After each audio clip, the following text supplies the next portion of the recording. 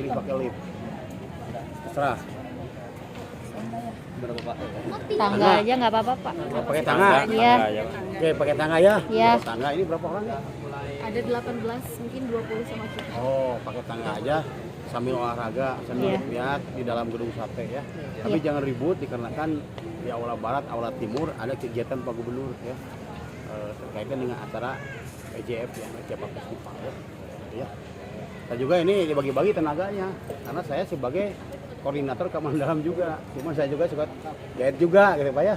Jadi ya mohon maaf aja kalau waktunya tidak bisa mendampingi selamanya ya. Yang penting ke atas, sudah ke atas saya terangkan sejarahnya. Silakan kalau mau foto-foto segala macam boleh. Kalau pulangnya pakai lift silakan. Cuman kapasitasnya 6 orang ya. Gitu ya. Kalau pakai lift nanti turunnya di LG ya. Di bawah tanah. Ke museum nggak gitu? Nah, nanti dari museum. Kita mulai ya. Sebelum kita aktifin menara, kita berdoa dulu. Berdoa mulai.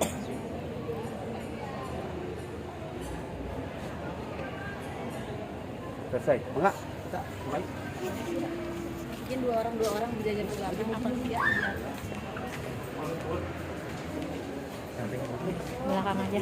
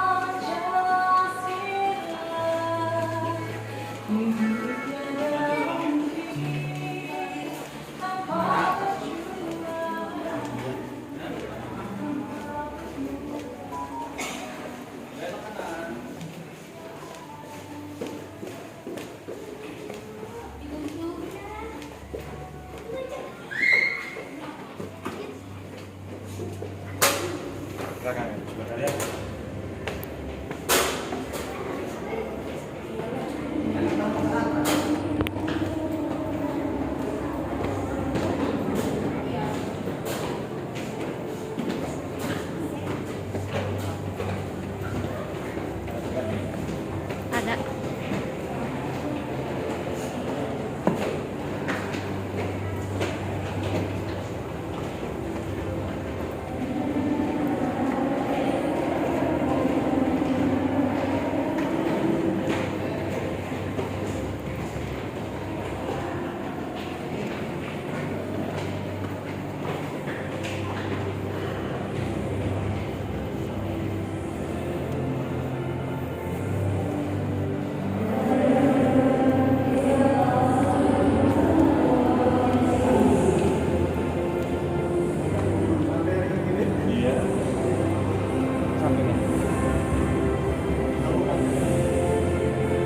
Ada kalau pun. Ya, ayo. Bagus, Pak.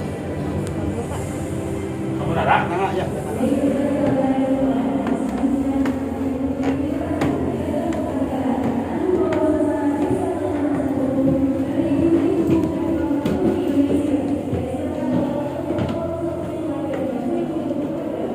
Oh ini.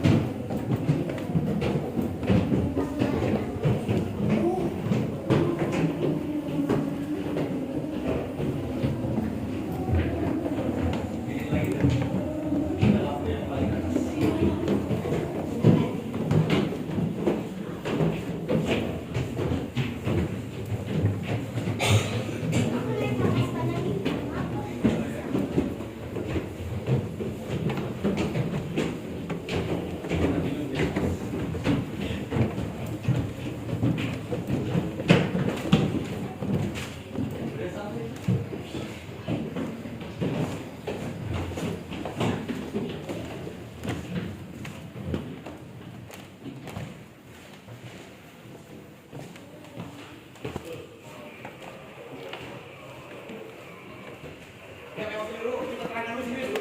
Oh iya.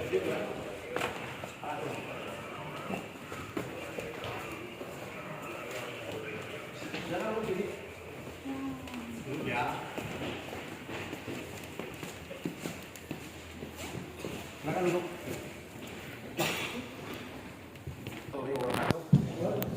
Selamat pagi kepada rekan-rekan pendukung partai.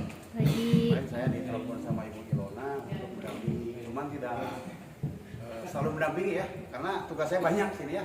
Karena saya jobnya sebagai koordinator keamanan dalam. Jadi semua area gedung sate, keamanannya, kebersihannya, tamunya tanggung jawab semua di sini saya ya. Cuman tadi telepon sama si Akang ya, tolong didampingi gitu ya. Tapi tidak maksimal saya mendampinginya. Nama saya Yanto di sini. Saya jobnya sebagai koordinator keamanan dalam gedung sate, membawahi 378 anggota security. Tapi kalau anggota security tidak organik ya, itu outsourcing ya. Jadi dari yayasan. Kalau saya alhamdulillah sudah organik, malah saya pensiun 2 tahun lagi ya. Saya di sini bekerja baru 28 tahun. Baru ya. Jadi umur saya 56 tahun. Jadi umur pensiun PNS itu 58. Jadi 2 tahun lagi 2025 saya pensiun. Insyaallah ya. Kalau umur panjang ya. Kita langsung aja ya. Rekan-rekan, gedung sate adalah suatu bangunan peninggalan pemerintah kolonial Belanda. Suka disebut juga bangunan heritage atau bangunan cagar budaya. Dulu pemerintah Belanda membangun gedung sate ini rencananya ialah untuk memindahkan ibu kota kolonial dari Batavia ke Bandung. Mungkin pada saat itu pemerintah Belanda berpikir Bandung sangat cocok dan strategis. Terutama yang ke satu, iklimnya. Pada waktu itu iklim kota Bandungnya sangat sejuk dan dingin, cocok untuk bermukim orang Eropa, terutama pemerintah Belanda. Itu yang ke satu. Yang kedua, keindahan panorama alamnya, view-nya waktu itu kota Bandung sangat indah sekali. Dan pada saat itu kota Bandung juga dijuluki sebagai fashionnya Hindia Belanda. Maka kota Bandung masih punya julukan Bandung Paris Panjapa. Satu lagi ada julukan kota Bandung ialah Bandung Kota Kembang. Tetapi asumsinya bukan di gedung di kota Bandung banyak bunga. Jadi orang Belanda, orang Eropa mendatangi kota Bandung melihat mojang-mojang priangan yang sangat cantik, luwes, ya, dan sopan. Maka disebutlah Bandung Kota Kembang. Jadi kembang itu bukan asumsi bunga, perempuannya yang sangat cantik, ya, yang sangat sopan dan luwes. Makanya Belanda bikin Bandung Flower City, Bandung Kota Kembang, gitu ya. Itu yang kedua. Yang ketiga, kesuburan tanahnya. Waktu itu dataran Parahyangan, terutama kota Bandung, tanahnya sangat subur sekali. Maka dulu di sini banyak perkebunan kopi, coklat, dan segala macamnya. Dan yang keempatnya, pada saat itu di Batavia ada suatu wabah penyakit yang menewaskan ratusan orang perwira Belanda, ialah wabah penyakit kolera alias diare. Jadi banyak tentara Belanda yang meninggal di sana. Dan yang terakhir, Bandung tidak mempunyai laut. Bandung tidak mempunyai pantai. Jadi kalau ada serangan dari laut tidak bisa. Maka dengan berpikir secara matang, pemerintah Belanda menilai kota Bandung sebagai ibu kota kolonialnya. Maka dibuatlah gedung sate ini di kota Bandung. Tapi itu baru rencana, tapi langsung dibikin di sini. Dulu waktu pembangunan gedung sate ini, peletakan batu pertamanya dilakukan oleh Putri Sulung wali kota Bandung pertama yang bernama Nona Zuwana Katrina. Itu Putri Sulung wali kota Bandung pertama yang bernama Menir Bertus. Tepatnya gedung sate dibangun pada tanggal 27 Juli 1920. Dalam pembangunan gedung sate sendiri di sini melibatkan 2.000 orang pekerja. Tetapi 2.000 orang pekerja itu bukan kerja paksa atau kerja rodi. Ini dibayar sama pemerintah Belanda dan melibatkan orang-orang non pribumi itu dari Cina. Jadi Cina mah tiba baheula ya. Udah ada ya. Melibatkan orang Cina jumlahnya 150 orang. Itu para ahli pemuat bongfai dan kanton. Dalam artian para ahli pemuat batu dan kayu. Jadi batu dan kayu yang ada di gedung sate ini dipahatnya sama orang Cina, jumlahnya 150 orang. Selebihnya ialah para pekerja penduduk pribumi sendiri, diambil dari wilayah utara kota Bandung, Rinago, Cimuleuit, Serang-Serang, Haur Pancu, Haur Mekar, dan Cibarengkok. Itu juga para ahli dan para kuli waktu membangun gedung sirap atau membangun kampus ITB. Jadi sebelum membangun gedung sate, ITB dibangun. Ya.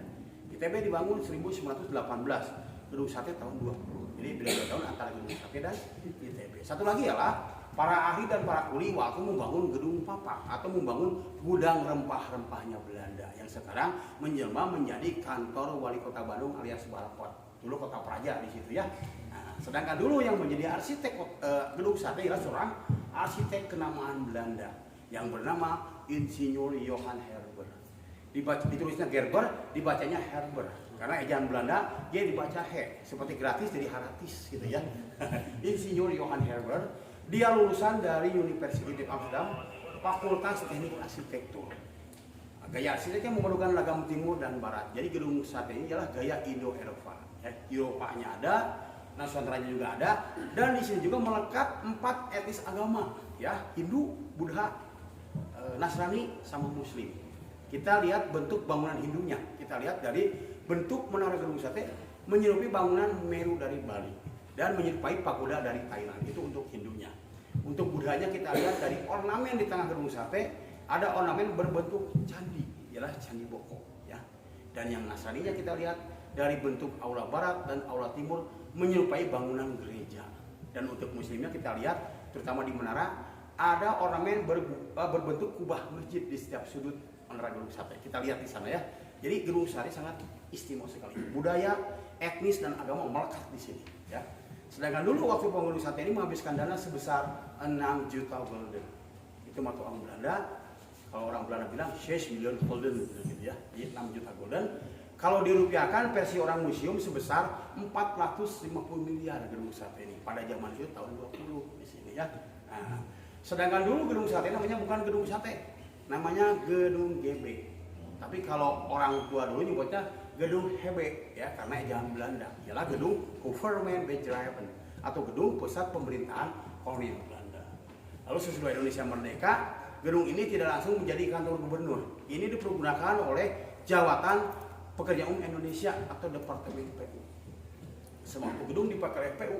Di gedung sate ini ada suatu peristiwa, ialah peristiwa memilukan atau peristiwa pertempuran, di mana kita merdeka 17 Agustus 1945. Belanda hengkang dari Indonesia termasuk kota Bandung. Pada saat itu sekutu masuk, ya, pasukan Inggris masuk ke kota Bandung pada saat itu dengan membawa pasukan Gurkha. Jadi pasukan Gurkha itu tentara bayaran Inggris, ialah yang diambil dari Asia Selatan, ya, Nepal, Pakistan, ya. Dan itu ya, itu pasukan Gurkha yang sangat bengis itu. Pada saat itu Belanda juga bergabung dengan pasukan Nika-nya.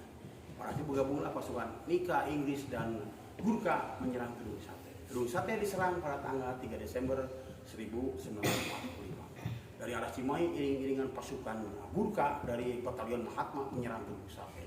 Gedung sate diserang dari semua arah, barat, timur, selatan, dan utara. Terjadilah pertempuran yang tidak seimbang pada tanggal 3 Desember di sini. Di sini hanya dipertahankan oleh para pekerja PU pada saat itu sejumlah 21 orang. Pertempuran yang tidak seimbang memakan korban. Dari pihak PU diekspos 7 pahlawan PU dulu sebagai pahlawan kemerdekaan. Lalu jasadnya oleh pihak musuh dimakamkan di seputar halaman gedung sate. Tetapi gedung ini bisa dipertahankan waktu serangan hanya selama 4 jam. Karena senjatanya minim, personilnya kurang, sebagian melarikan diri ke arah Bandung Selatan. Dikuasai kembali oleh Belanda. Lalu pada udah merdeka, dikembalikan lagi ke Indonesia. Pada saat itu dikembalikan ke PU Indonesia. Pada saat itu waktu kepala PU-nya ialah Insinyur Umar Bratakusuma memberikan perintah kepada insan-insan PU. Silakan cari jenazahnya yang 7 itu. Waktu dicari ya tanggal berapa? 3 Desember 1951 diketemukanlah hanya 3 kerangka jenazah di halaman belakang gedung sate, persisnya di tahun belakang. Dalam satu lubang sudah menjadi kerangka.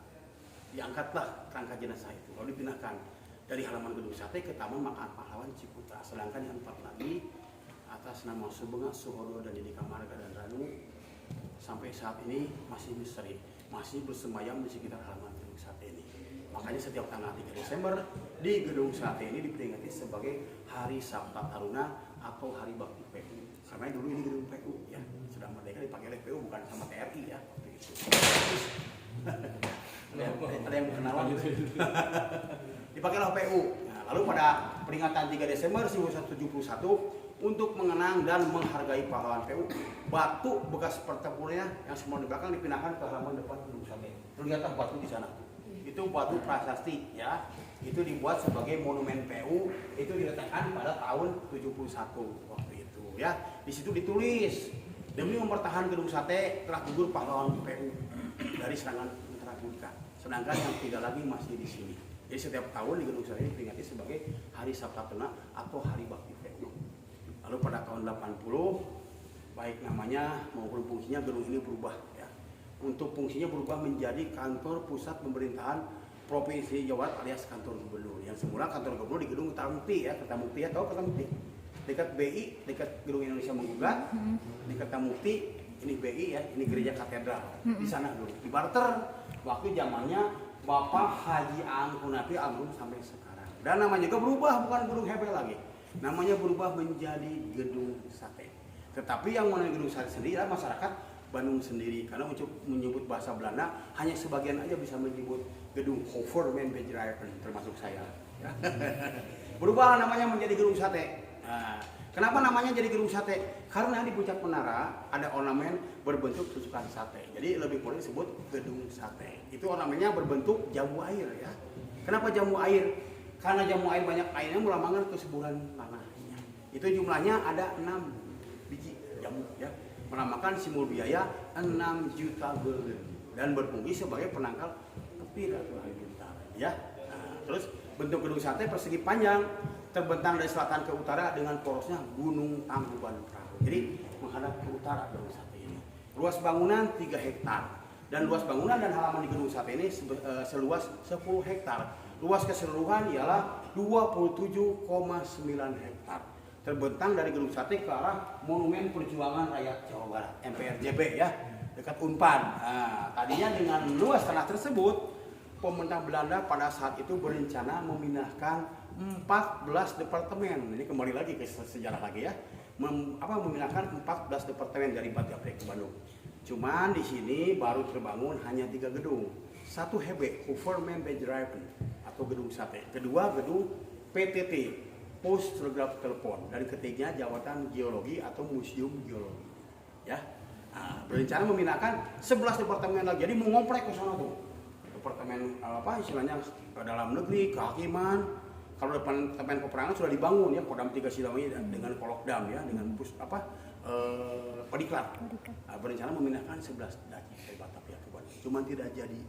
Karena sekitar tahun 30-an resesi global melanda Eropa. Jadi imbasnya pada saat itu ke pemerintahan yang ada di Indonesia pada saat itu dan tidak jadi pusat pemerintahannya. Di sini hanya berkantor pada zaman Belanda hanya gedung BUMN-nya Belanda, ialah partikulier namanya.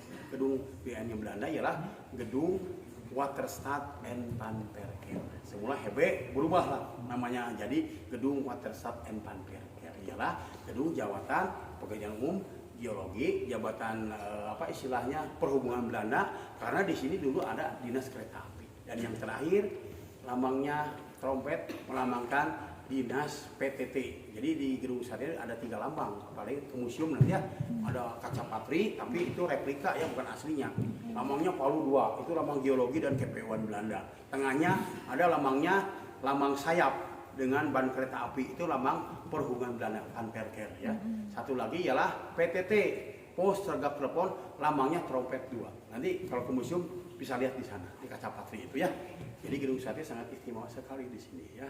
Nah, lalu pada waktu membangun gedung sate ini menghabiskan waktu selama 4 tahun. Dibangun tahun 27 Juli 1920, selesai dibangun pada tanggal 29 September 1924 dengan menghabiskan dana sebesar 6 juta gulden.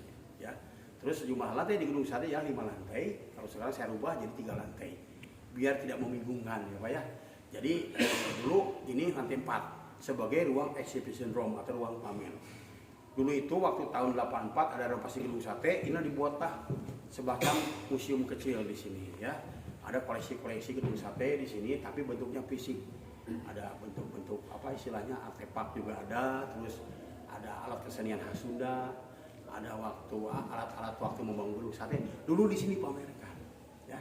Karena pada saat sekarang dibangunlah museum digital pada tahun 12 Desember 2016 oleh periode Ahmad Heriawan sama Deddy Miswar, maka dibuatlah museum digital. Jadi koleksinya sebagian kemuseumkan, sebagian digudangkan. Hanya ini aja yang tersisa di gedung sate. Ini namanya katrol atau slinger. Jadi slinger ini waktu membangun menara gedung sate menggunakan alat ini untuk mengangkut material seperti batu, pasir, dan kayu. Ya, satu lagi ialah koleksinya ialah sirene atau bel. Di atas ada bel, kita lihat ya. Tapi kalau di sini tidak bisa dibunyikan. Kalau dibunyikan lumayan ini ya. Getarannya ke genang-genang bisa bolot nantinya ya. Nah, kalau di museum ada replikanya tinggal mijit.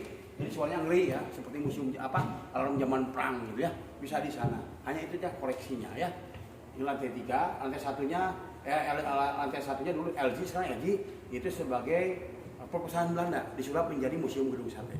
Terus ada kopi shop, sebelah sininya itu dulu poliklinik Belanda. Makanya di sana suka ada belangkar maju sendiri ya, kursi roda maju sendiri. Kalau sekarang mungkin dipakai gesa kopi ya, jadi nyaman sih itunya ya, minum kopi terus. Gitu ya. Itu lantai 1, lantai 2-nya ialah ruang kerja gubernur. Diapit 2 aula barat dan aula timur. Nah, dulu posisi ruang gubernur di lantai 3. Semenjak akhir pindah ke lantai 2, lantai 1. Yang itu yang ada bendera-bendera itu ya. Lantai 3-nya ialah ruang kerja sekda, ruang kerja wakil gubernur. Lantai 4-nya ialah ini, ruang pamer. Cuman sekarang kosong, ini mau dibikin museum jejak karya para gubernur waktu itu, tapi sampai saat ini belum terrealisasikan. Hanya foto-foto alun-alun yang dibuat sama Pak Gubernur di sini ya. Nah, nanti kita ke rooftop ya, ke rooftop di atas, di mana ruang itu sebagai ruang VIP, ruang khusus untuk menjamu tamu gubernur. Orang tidak sembarangan masuk di situ, harus punya izin dan kenal saya bisa ke sana. Ya.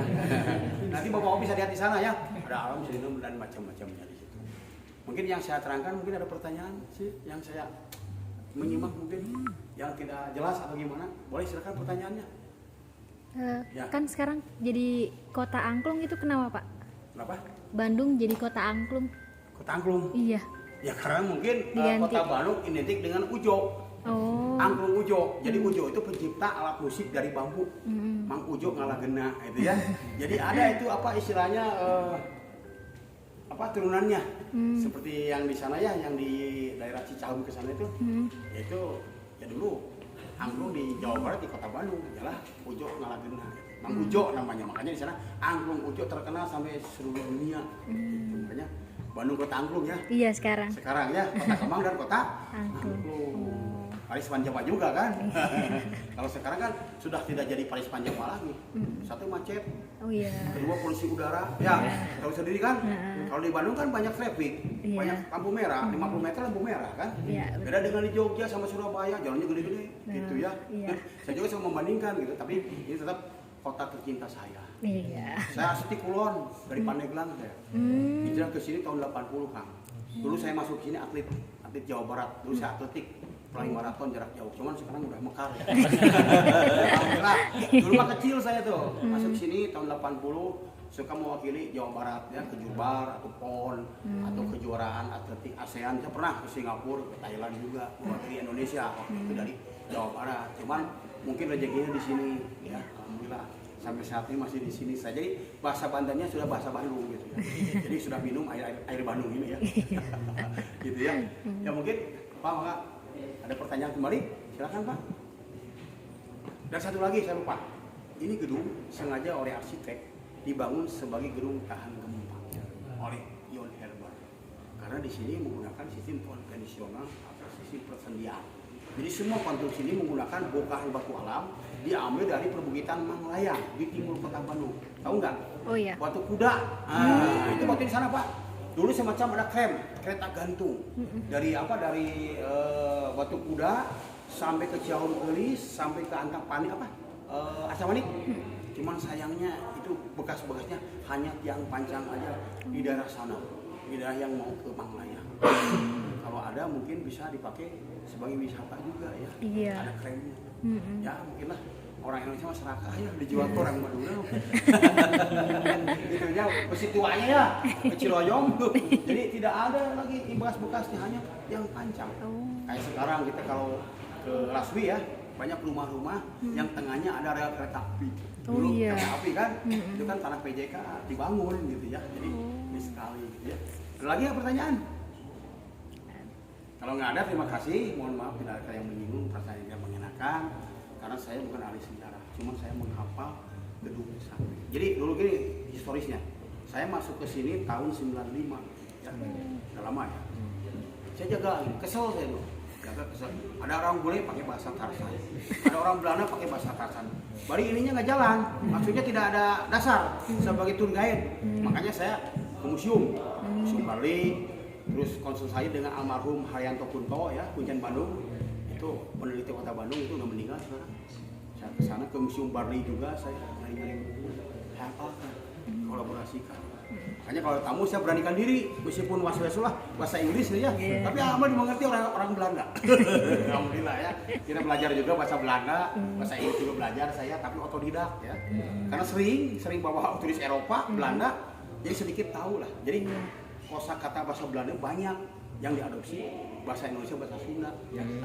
Seperti bangkrut itu bahasa Belanda, bangkrut bahasa Belanda, wastafel bahasa Belanda, ya, notaris bahasa Belanda, kantor bahasa Belanda, handuk, asbak, klong, pilar, plafon bahasa Belanda, spur bahasa Belanda, next spur yuk, fit bahasa Belanda, itu banyak bahasa Belanda, ya. Terus necis, tahu necis nggak? Necis. Gentleman Ya. necis, itu bahasa Belanda, jadi banyak kan diadopsi oleh bahasa Belanda. Tapi iklan dulu ya, Iya. ini kayaknya orang manggil saya nih. Iya. Ya, begini. Sekretaris Disub, silakan kalau mau ke menara, silakan. Saya ada tugas lain lagi, cuman di atas hati-hati ya, hati-hati karena naik tangga juga di sana. Ya. Mau sampai jam berapa nih Kang? Jam 11 Pak, kalau ini, tapi kalau dari jadwal jam 11. Jam 11 ini baru jam 10 kurang 5 ya. Ini nggak apa-apa kalau mau foto di sana, apa istilahnya mau silakan ya. Nanti ada satpam juga yang ini ya. Ada satpam nggak? Ada. Kabur.